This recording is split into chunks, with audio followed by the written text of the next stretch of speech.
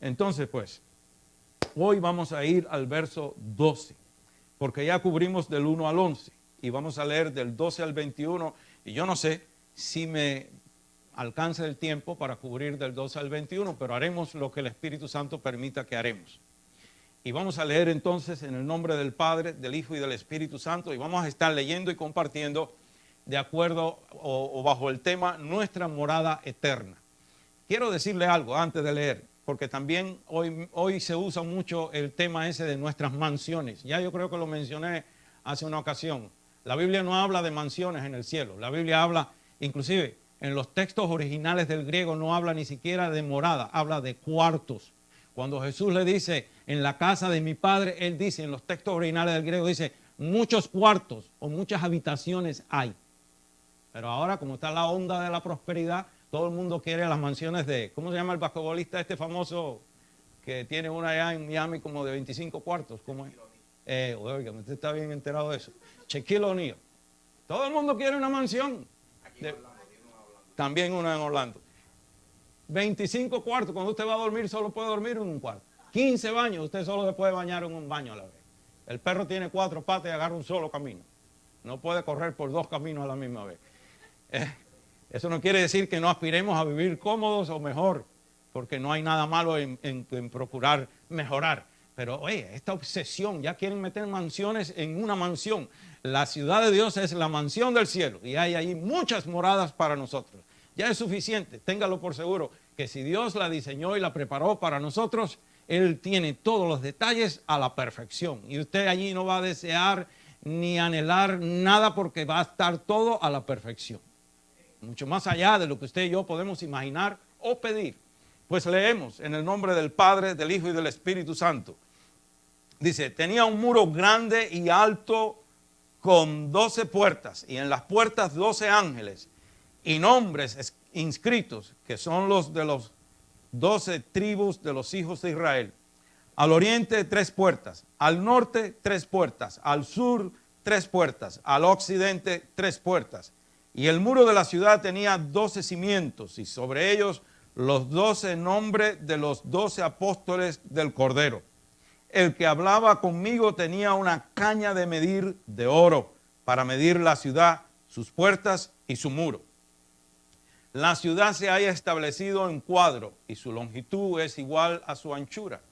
Y él midió la ciudad con la caña, 12,000 estadios. La longitud, la anchura y la altura de ellas son iguales.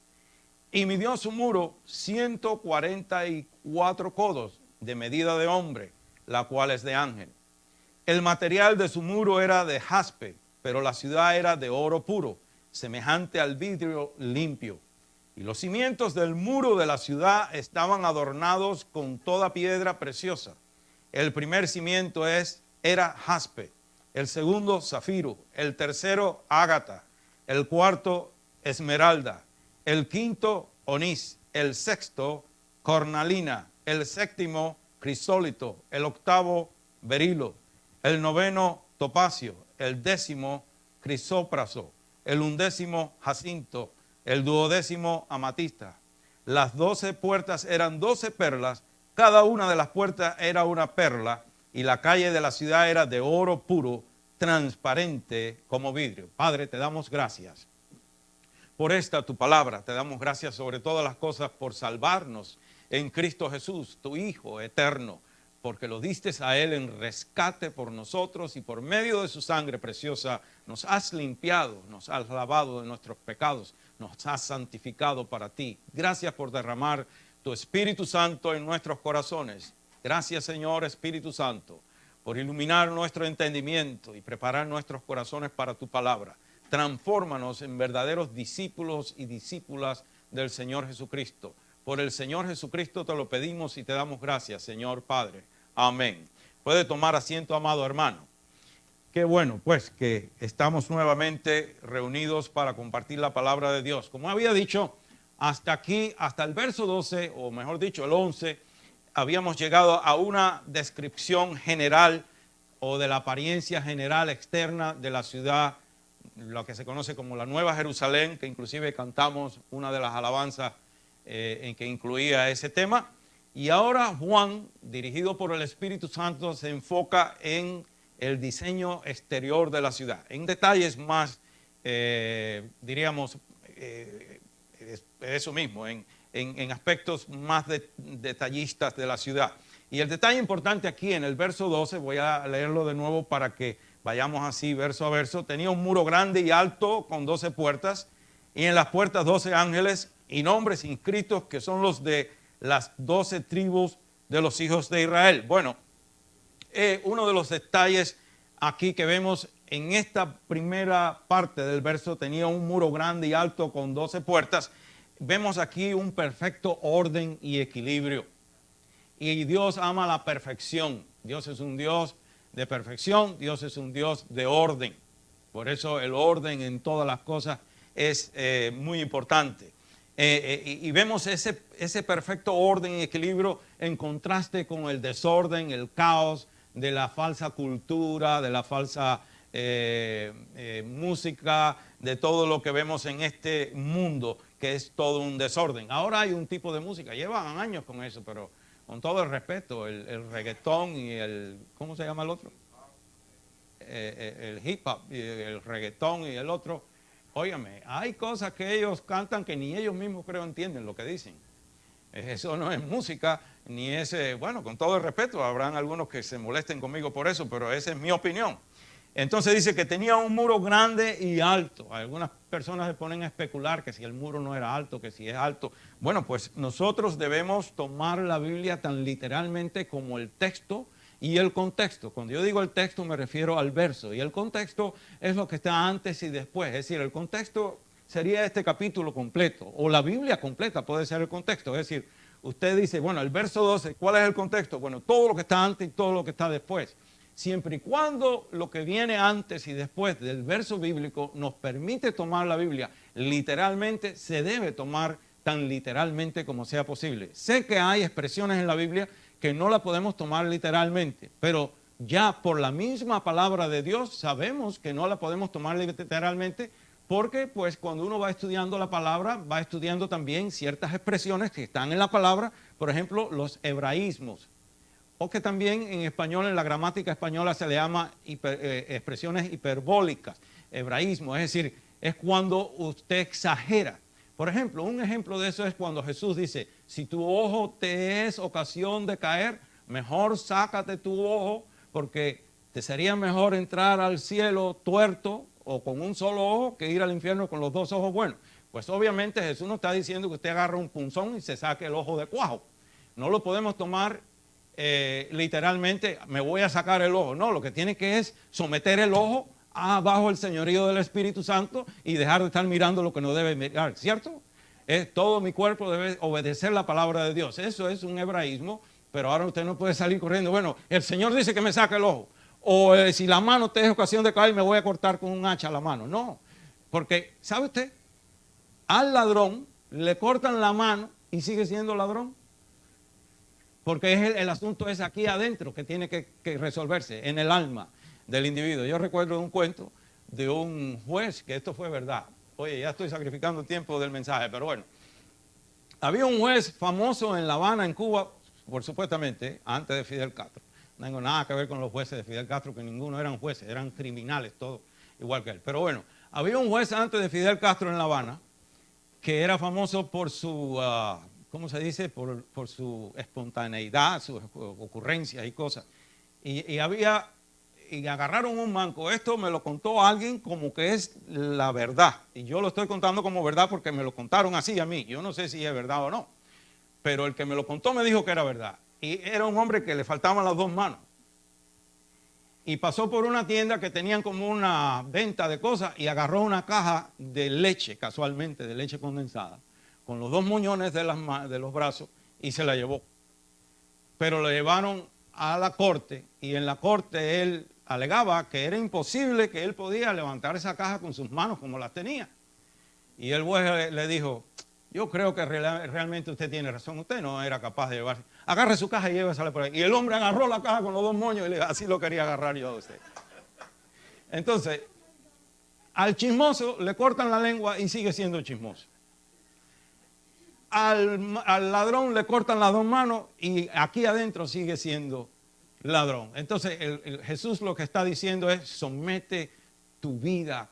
Si tu corazón, si tu alma está sometida al Espíritu Santo, pues las manifestaciones de tu alma que se ponen en contacto con el medio ambiente por medio de la mano, del ojo, de la lengua, lo que sea, van a ser regidas por el Espíritu Santo. Ya no robarás, ya no mirarás con envidia o con celo o con lujuria o lascivia, ya no vas a mentir, ya no vas a calumniar, etcétera, etcétera. Entonces, aquí, pues volviendo al tema y al texto, tenía un muro grande y alto. Bueno, pues nosotros debemos, como acabo de decir, tomar la palabra tan literalmente como el texto y el contexto lo permita, porque hay algunos que dicen: oh no, pero ¿por qué un muro tan alto? Bueno, porque así Dios diseñó su ciudad, hermano, así la quiso Dios. ¿Quién le va a dar instrucciones al arquitecto por excelencia? A Dios, que sabe todas las cosas. Y ese muro grande alrededor de la ciudad comunica la idea que esa ciudad tiene forma y fundamento seguro. Ya lo vimos la semana antepasada, que esa es la ciudad cuyo arquitecto es Dios. Es la única ciudad que tiene fundamentos eternos. Es la ciudad que en el proceso de la vida de Abraham, él caminó como peregrino en esta tierra. Dice allá la epístola a los Hebreos que Abraham caminó como peregrino porque él tenía la esperanza de un día llegar a esa ciudad, a la ciudad de Dios, el cual su arquitecto y su hacedor es Dios y que tiene fundamentos eternos. Entonces ese muro pues da esa idea de fundamentos eternos, es decir, algo, la ciudad no es algo deforme, no es un globo inflado flotando en el aire, es una ciudad la más segura que existe jamás, eterna, porque Dios la diseñó así. Entonces me imagino yo, o preguntaría yo, ¿haría usted una casa sin paredes? ¿O dejaría las puertas, solo los huecos y las ventanas, sin instalar las puertas y las ventanas? Pues esta es la casa de Dios, esta es la morada eterna de Dios, y a Él le plació diseñarla con un gran muro en derredor de ella. Y es para que nosotros habitemos con Él allí. Y el verso 17 nos da una de las medidas de ese muro. Vamos a hacer un adelantito ahí. El verso 17 dice: y midió su muro 144 codos de medida de hombre, la cual es de ángel. Entonces, este verso 17 nos da una idea o nos da una medida. El codo, para los que expertos aquí en construcción saben, yo estoy seguro que algunos saben, que el codo es la equivalencia del codo antiguo son aproximadamente 18 pulgadas. Algunos dicen que es la misma distancia que hay de la puntita del codo a la punta del dedo del medio de la mano. Yo no sé si habrá 18 pulgadas ahí, porque yo de construcción lo único que sé si acaso es alcanzar las herramientas al carpintero. Pero es aproximadamente 18 pulgadas. De manera que 144 codos vienen siendo aproximadamente 216 pies. Pero no necesariamente de altura, porque el texto no habla de altura, ¿cierto? El texto simplemente dice que son 144 codos. Vamos a ver qué dice. 144 codos de medida de hombre, la cual es de ángel. Veremos eso en unos minutos, no vamos a estar espiritualizando eso. Cuando dice medida de hombre, la cual es de ángel, pues sabemos que está aclarando que es la misma medida. Hay algunos que se enredan en que si la medida de ángel es diferente a la de hombre. No, las medidas las estableció Dios y la medida del ángel y la del hombre son iguales. Porque ahí lo dice. Ahí lo dice, eso es una nota aclaratoria. Dice, medida de hombre, la cual es de ángel. ¿Está viendo? Es una frase aclaratoria. Pues no vamos ni siquiera a perder tiempo en ese asunto. Entonces, no es necesariamente 216 pies de altura, sino que por las medidas de la ciudad, porque la ciudad es un cuadro, pero porque cada lado mide lo mismo. Y eso también cuando dice la ciudad se haya establecida en el verso 16 en cuadro, lo que viene después es una definición de lo que es cuadro. Dice, su longitud es igual a su anchura. Eso define lo que es un cuadro. Pero cuando dice que no solamente en el plano horizontal, sino que también verticalmente, la ciudad ¿cuáles son las medidas? Los 12.000 estadios de altura. Entonces ya tenemos lo que geométricamente se llama un cubo, es una forma cúbica, no es una pirámide. Algunos proponen que es una pirámide, y yo les voy a decir por qué no es una pirámide. Porque todas las pirámides en el mundo, edificadas por los hombres, siempre han sido con propósitos idolátricos, con propósitos de presentar sacrificios a los principados satánicos. Desde las pirámides de Egipto, las pirámides del sur de Asia, las pirámides que hubo en la zona de Mesopotamia, las pirámides de los mayas y los aztecas. Usted sabe los cientos de miles de personas que eran sacrificados en esas pirámides en México y en el sur de México. Se han hecho estudios, han estado viendo que había qué sé yo cuántos pies de sangre acumulada por qué sé yo cuántos siglos ahí, que han ido detectando con estudios específicos, buscando el material que hay ahí, que obviamente se ve que ahí se acumulaba la sangre casi hasta la rodilla en los días de sacrificio. Entonces las pirámides se usaban con propósito de sacrificar humanos a demonios, y Dios no va a hacer una pirámide. Eso no es un cubo, lo dice claramente, que su longitud, su ancho, su largo y su altura son de la misma medida. Entonces es cúbica la ciudad. Entonces, cuando al considerar el diseño de esa ciudad, es decir, la altura de la ciudad, deducimos con mucho cuidado, pues, que el muro es tan alto como la ciudad. Usted no va a hacer una ciudad que vamos a ver que esos 12,000 estadios son el equivalente a 1.500 millas. Él no va a hacer una ciudad de 1.500 millas de alto con un murito. Es como usted ahora se vista muy bien para ir a algún lugar y vaya con un pantalón brincando charco. Es decir, ¿se acuerdan? Cuando uno era muchacho se iba a la escuela. Yo me acuerdo porque los muchachos son crueles, pero en Cuba había una crueldad tremenda. Si usted, porque uno iba creciendo y no podíamos comprar un pantalón, no porque no había dinero, sino porque te vendían uno al año nada más. Si ese es el legado de la revolución de Fidel Castro. Un pantalón de vestir al año. Entonces, si tú salías y enseñabas los tobillos y el calcetín así, te decían, ¡hey, andas pescando! El pantalón de pescador en Centroamérica le llaman brincacharco, ¿cierto? Brincacharco. Entonces usted no, óigame, se imagina usted se va a vestir y va a ir brincacharco por ahí. Pues Dios no va a hacer una ciudad de 1.500 millas de alto y poner un murito que se ve así de este tamaño. Los eruditos en la palabra, no yo, porque yo no soy nada, no sé nada de nada. Pero los eruditos en la palabra, y yo consulto todos esos comentarios bíblicos, muchos de ellos, todos coinciden en que el muro es tan alto como la ciudad. Entonces deducimos que el muro es tan alto como la ciudad, y entonces ese muro debe ser 216 pies de espesor. Ahora sí, 216 pies de espesor. ¿Se imagina usted? Es decir, cómo ese muro de diamantes y piedras preciosas diseñados por Dios, de ese espesor, aquí no hay tesoros en el mundo desde que existe el hombre hasta que llegue el último para construir una cosa así. Solo nuestro Dios puede hacerlo.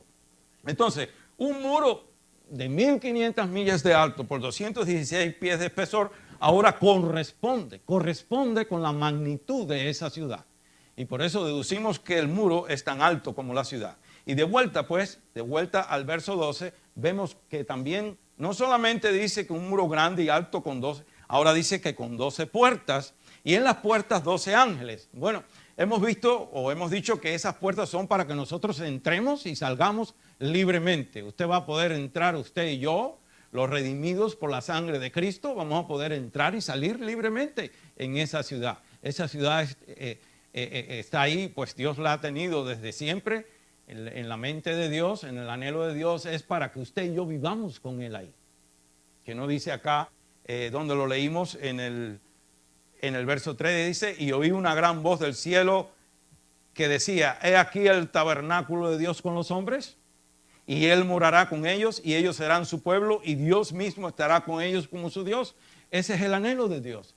Dios quiere, por eso es que Dios tiene mandamientos, preceptos en su palabra y espera que usted y yo los obedezcamos, los vivamos, los sigamos, porque el propósito de todo eso, de todo lo que la palabra de Dios nos enseña es para que usted y yo un día por medio de la fe en el Señor Jesucristo, pero también viviendo la palabra del Señor Jesucristo, que no vimos o que no está escrito en Juan 14, que dice, los que me aman, mi palabra guardan. Es decir, aquellos que hacen, que cumplen mis mandamientos son los que me aman. Y la palabra dice en 1 Corintios capítulo 2, verso 9, dice que todo lo que está ahí, esas maravillas, dice, antes como está escrito, cosa que ojo no vio, ni oído oyó, ni ha subido en corazón de hombre, son las que Dios tiene preparados para ¿quién?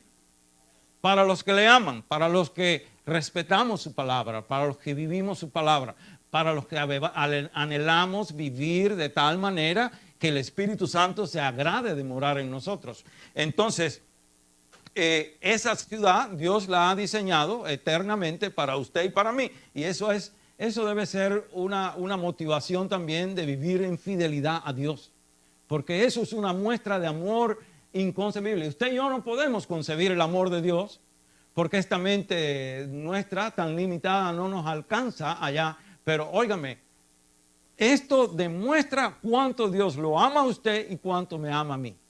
Que Él haya diseñado toda esta maravilla para que un día usted pueda vivir eternamente con Él allá. Tiene que amarlo, porque por gusto no lo va a hacer. Pregúntese eso, hermano o hermana. Dios le ama a usted intensamente.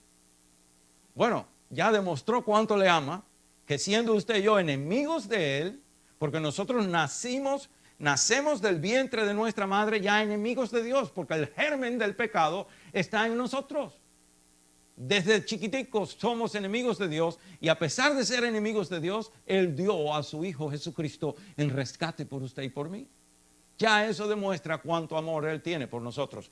Entonces, vemos ahí entonces esas 12 puertas que son para que usted y yo entremos y salgamos libremente. Y dice que también tiene, aparte de las 12 puertas, dice en las 12 puertas 12 ángeles. Bueno, los ángeles simbolizan la santidad y la gloria de Dios. Los ángeles pueden que estén ahí para atender la gloria de Dios, y quién sabe si estarán ahí para darnos la bienvenida en nuestras idas y en nuestras venidas, pero están ahí.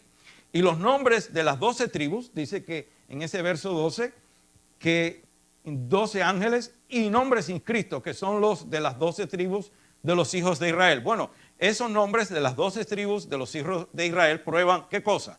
Prueban la fidelidad de Dios a sus pactos y promesas al pueblo de Israel. Aún siendo Israel infiel a Dios y rebelde a Dios, Dios ha permanecido fiel. Hermano, esto debe animarle a usted en sus pruebas y dificultades, de que Dios es fiel. Y a veces nos parece que Dios nos ha abandonado en medio de la dificultad, pero Dios nunca nos abandona, hermano. Tenga fe, porque Dios conoce su problema desde antes de la fundación del mundo. Lo que usted y yo experimentamos hoy, lo que usted y yo estamos sufriendo hoy, no es una sorpresa para Dios, hermano y hermana. No lo es. Dios conoce a usted antes de la fundación del mundo, y Él sabía cada paso de su vida por esta tierra. Él le conoce a usted por nombre y apellido desde antes de la fundación del mundo. Si tengo que leérselo, pues se lo voy a leer, aunque no es parte del plan, pero yo creo que es necesario. Es necesario. Si no terminamos, pues no terminamos, porque he dicho tantas veces que no estamos aquí corriendo para cumplir con una... ¿cómo se llama eso? Como en una fábrica, con una meta, con un promedio de tantas piezas que hay que hacer por hora. No. Dice, en Efesios capítulo 1, verso 3, dice, bendito sea el Dios y Padre de nuestro Señor Jesucristo, que nos bendijo con toda bendición espiritual en los lugares celestiales con Cristo, según nos escogió en Él antes de la fundación del mundo, para que fuésemos santos y sin mancha delante de Él en amor, habiéndonos predestinado para ser adoptados hijos suyos por medio de Jesucristo, según el puro afecto de su voluntad. De manera que usted no ha tenido que hacer absolutamente nada para ganarse el amor de Dios. Dios le ama a usted desde antes de la fundación del mundo, por el puro afecto de su voluntad. Eso sí, la palabra dice en Timoteo que todo el que quiera vivir piadosamente para Dios, es decir, la piedad es la respuesta correcta, la mejor respuesta correcta ante Dios del individuo. Y todo el que quiera responder correctamente siempre a Dios y vivir para Dios y honrar para Dios, va a sufrir penalidades en este mundo, hermano. estamos viviendo en territorio enemigo. Nuestra vida, nuestros matrimonios están bajo ataque satánico, nuestros hijos están bajo ataque satánico, pero usted y yo permanecemos en Cristo Jesús y en Cristo Jesús venceremos. Venceremos y nos regocijaremos de la victoria que Dios tiene para nosotros. No tire la toalla, que eso es lo que quiere el diablo, que usted tire la toalla, que usted se rinda, que usted diga, Dios ya no está conmigo, Dios me ha abandonado en lo más importante para mí. No, Señor, Dios nunca lo va a abandonar. Si Él es capaz de preparar todas estas cosas para nosotros, ¿qué será una batalla de las nuestras para Él? Nada. Nosotros somos los únicos que entramos en batalla con la victoria segura. Desde antes de entrar en el conflicto, ya tenemos victoria segura en Cristo Jesús. Entonces, nunca se dé por vencido. Entonces, vemos aquí que esos nombres de las 12 tribus de Israel, a pesar de Israel haber sido infiel a Dios en toda su trayectoria, porque fue más tiempo infiel que fiel, Dios ha permanecido fiel.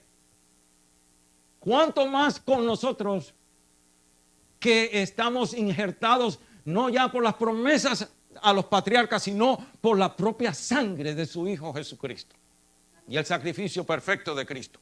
Entonces, ahí está la fidelidad de Dios. Y en el verso 13 dice aquí, al oriente 3 puertas, al norte 3 puertas, al sur 3 puertas, al occidente 3 puertas. Bueno, en este verso 13 vemos una vez más la simetría. Simetría quiere decir todo en el mismo orden perfecto, la misma medida, y que no hay ni sobra ni falta, todo perfectamente equilibrado, la perfección de la ciudad, la perfección de Dios.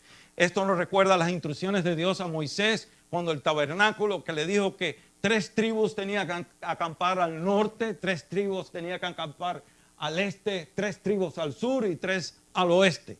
Es el orden de Dios. Por eso nosotros insistimos que en todas las cosas de la iglesia tiene que haber orden también. Tiene que haber orden. Dios es un Dios de orden. Dios es un Dios del despelote y de la locura.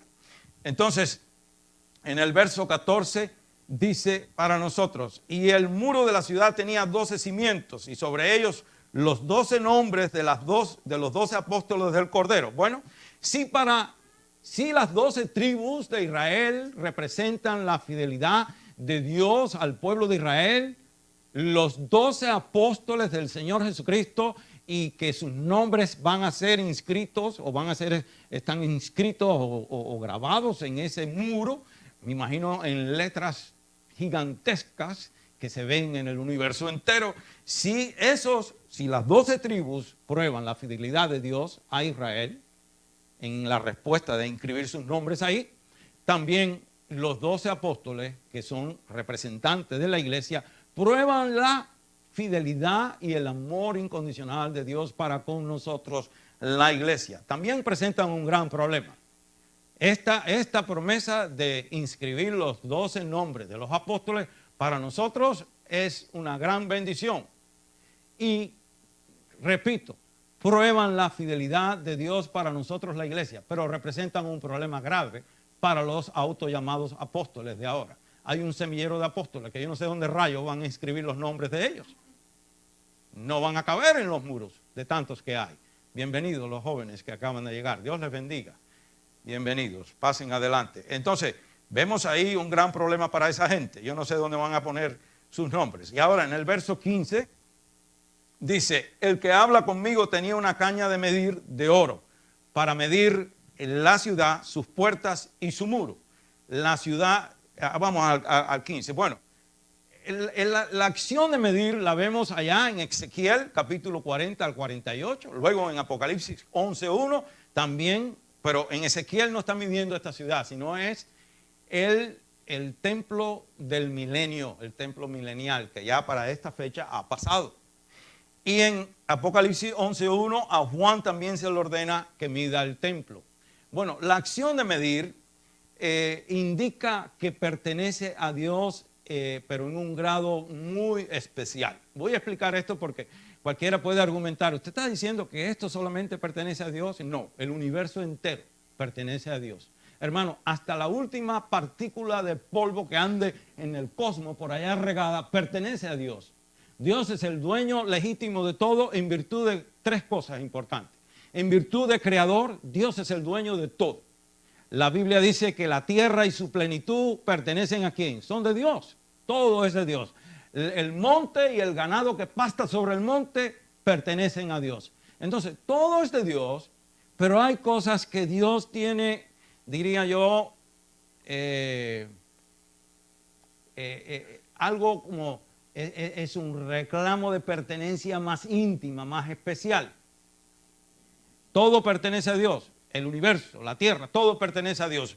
Pero cuando Él da la orden de medir, en el verso 15, el que hablaba conmigo tenía una caña de medir de oro para medir la ciudad, sus puertas y su muro, es que esto tiene un valor sentimental muy especial para Dios. Todo es de Él, pero esta es muy especial. Así que hay cosas que pertenecen a nosotros muy especial. En mi casa tenemos la regla de toda la vida de que no hay nada de nadie. Ahí no se guarda, no, que esto es mío, que aquello es tuyo. Pero hermano, así como el cepillo dental es suyo único, usted no comparte su cepillo de lavarse los dientes con nadie, ¿cierto? Las hermanas tienen su cómoda, yo no les registro a ella nada, su cómoda, todo el poterío que tiene ahí de cosas. Ni siquiera los entiendo. Y yo tengo mi pedacito donde tengo mi máquina de rasurar, donde tengo mi máquina de rasurarme o la que me paso por la cabeza, qué sé yo, esas cosas, el talco de los pies. Ella no me toca eso porque eso es mío, en ese pedacito es especial mío y los ungüentos que me pongo donde quiera que me duele.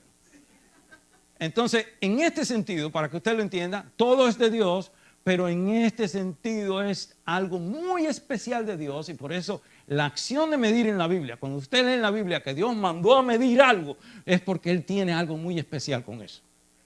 Todo es de Él, mire, todo es de Él, pero este pedazo de tierra ha sido dedicado o consagrado para alabar a Dios, para servir a Dios y en ese sentido especial, aquí hemos siempre orado y aquí creemos por la fe en Jesucristo que el diablo no tiene parte ni suerte en nada de toda la propiedad que es de Dios, de la iglesia. Ningún demonio ni ninguna cosa semejante puede acercarse a hacer daño, ni cosa que sea que allá en el monte, en otro lado, es de Dios, pero no tan especial como donde quiera que hay un centro de adoración a Dios, donde quiera que hay cualquier iglesia evangélica que vive la palabra de Dios, no las que se llaman evangélicas, enseñando doctrinas raras y cosas y tergiversando la palabra, pero los que viven la palabra de Dios pueden caminar seguros que son propiedad especial de Dios. Entonces, en el verso 16 dice: la ciudad se halla establecida en cuadro y su longitud es igual a su anchura.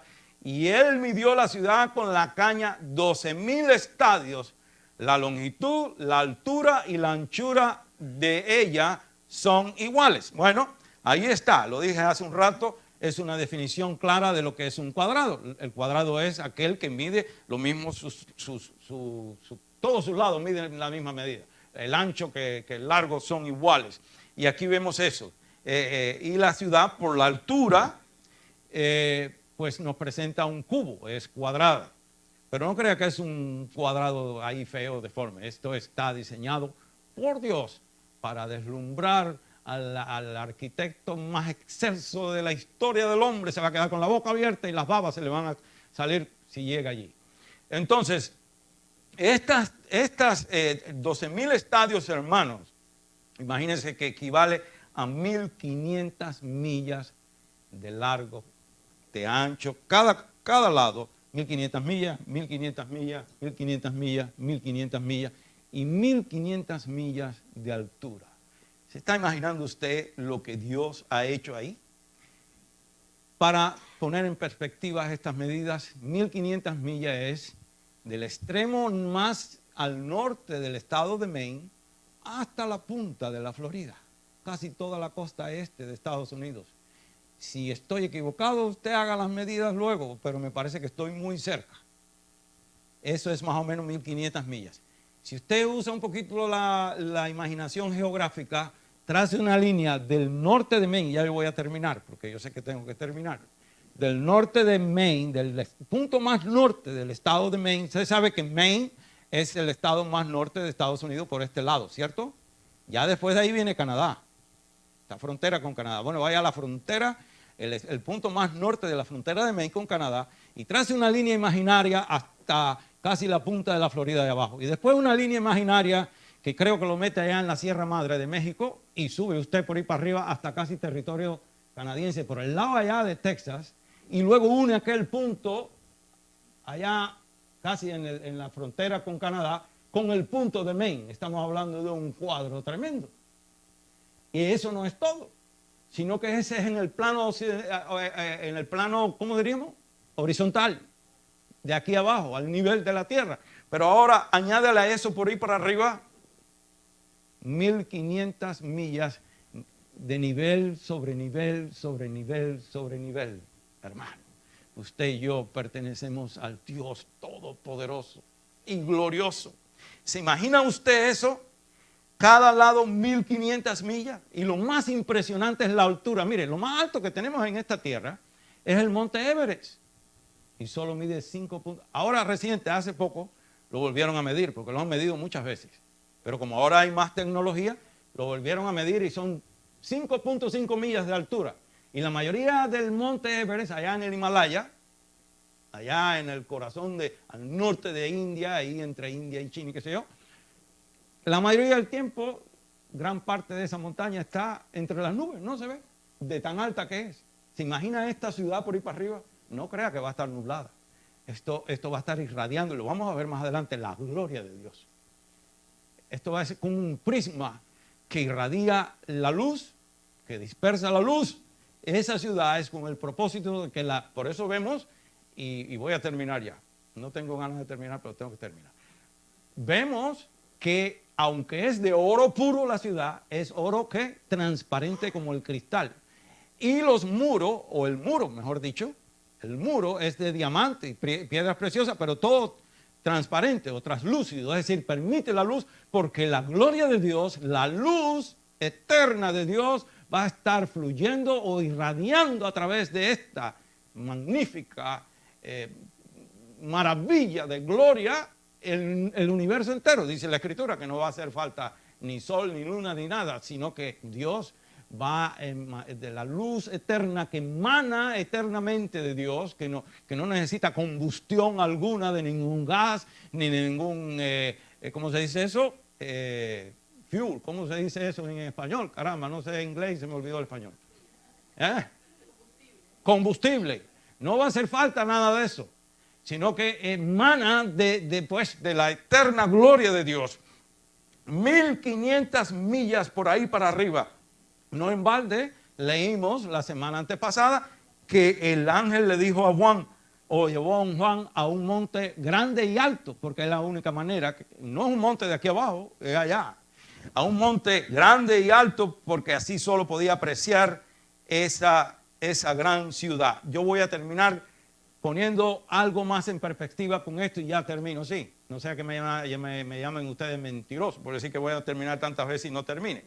Pero para tener una mejor idea de la inmensidad de la capital del cielo, estuve viendo yo, y la ciudad de Londres cubre un área de 140 millas cuadradas. 140 millas cuadradas.